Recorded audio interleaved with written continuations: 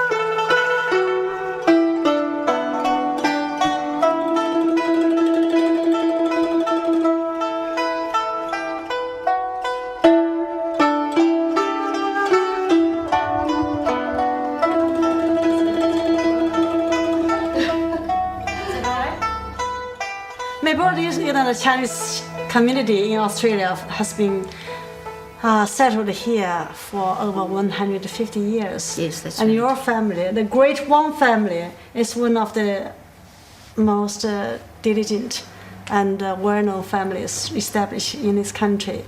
We're always curious about and the family stories. Well, on my side, my family side is my grandfather came to Australia in the 1850s. That's a long time ago now, Yeah. more than 150 years. But my husband, he came in 1948 as a business migrant. Wow. And he was only here for about 30 years, but he's passed away now.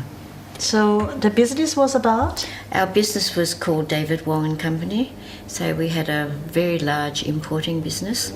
We also imported, we wholesaled and we retailed all the goods that we bought from China, from Japan, from Hong Kong, from the Southeast Asia. All our goods were arts and crafts, all handmade. Yes. And so we had a lovely time looking for all these beautiful things That from also all those brought, countries. yeah. The furniture actually is part of Chinese culture and Yeah. beautiful Yes.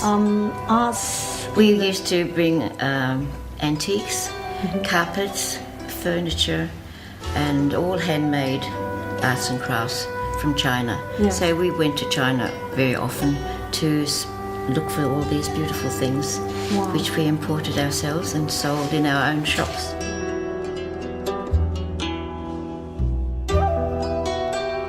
You were born in this country. I was born here. Yeah. My father was born here, and I have great-grandchildren, so we are 5 generations in Australia. Fantastic. I went to a very good school called University High in Parkville, and then I went to RMIT, where I did studied art. Yes. But I never used my art because my husband started business, so I joined him in the business, and we worked in that together. And in keeping the Chinese culture here, you've done something extraordinary, which is to give the new life to the Melbourne Dialogue. That's supposed to be the longest dialogue outside China. Can you tell us a bit more about that fascinating stories? Well, it goes back a long way, the dragon. There's always been a dragon in Melbourne that took part in the old days. It was the Labour Day procession, and that dragon, I think they brought it out in 1930s. Wow. And it was brought out by the Young Chinese League. They were the young Chinese people who formed a social group, and they did many things together. They had sporting events and they had social events to keep the people together. And they brought the first dragon.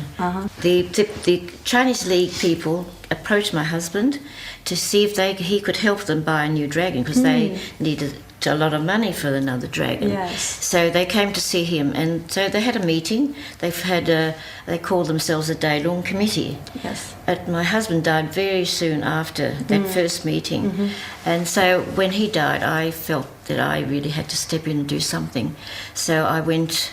At that time, we were going to China very often to buy our purchases, imports. Yes. So on the next visit, before I went to the China, I wrote to the ambassador, the first ambassador to Australia.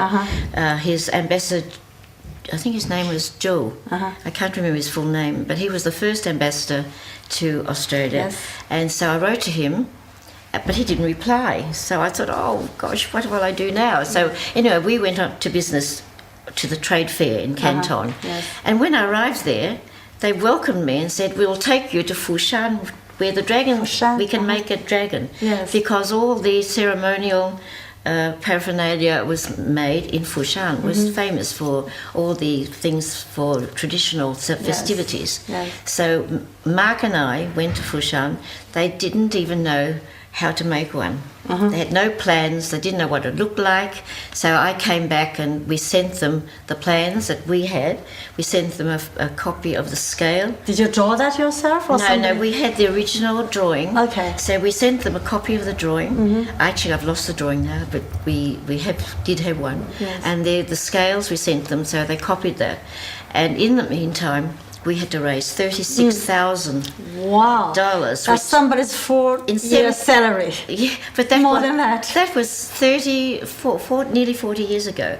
Yes. 36,000 was a lot of A lot money. of money, exactly. Anyway, we actually raised it Yes. by having dinner parties, barbecues, anything to make the money. Who came to these parties? Fundraising we activities. organised it. We Yes. organised it, and we tried to get everyone interested. Yeah. And in 10 months, we got the money, 36,000 Wow, that's in 10 amazing. months. And in 10 months, within a year, the Chinese people had finished the dragon, sent it to Australia, Yes. and it was ready for the 1979 1979. Mumba procession. Uh-huh. The 25th anniversary of Mumba. With the new image. Yeah, new with energy. With new your dragon. energy. Yeah. So And anyway, organisation. we got it in 1 year. We Yes. paid for it, and they made it all in that 12 months. Within 12 months. That's amazing. So that was really wonderful. Yeah. And in China, they didn't even know how to make one. So until we gave them the the drawings. So our dragon started renewed the industry, dragon Fantastic. industry in China. So you're mother of dragon. Maria of, a lot of people call you that, and I call you that. Yes, and dragon is very heavy. It's too heavy, actually. Exactly. We and really- how do you get it alive in the street? Well, we need about 10 men to change only a few minutes underneath for Yes. each one because it's too heavy. Yes. But I hope that one day we'll have a lighter head so that it'll be easier for Yeah. them to carry it. So you just talk one just for the head. The You head need- only is so Head heavy. only, you need 10 people at to least, even. change the shift. Yeah, even to make it more. alive. Even more. We can't make it alive because it's so heavy. We just can walk with Yeah, it. yes. You know. And how long is the second dragon now? Now, when we got out in 79, Yes. now after 20 years, in 99, it was already looking very shabby Yes. because sometimes we had to take it out in the rain That's right. and in the sun, and that would fade it or destroy, the silk. It was made of silk and Yes. fur. And so we got another one for 2000, in the year 2000, and we called that one the Millennium Dragon. So that's the third dragon, Melbourne Dragon. This is the one we have now. The one we have now In the museum. which is in the Yes. museum. So now it's fine. It'll probably last another 20 years, and they'll have to get another one.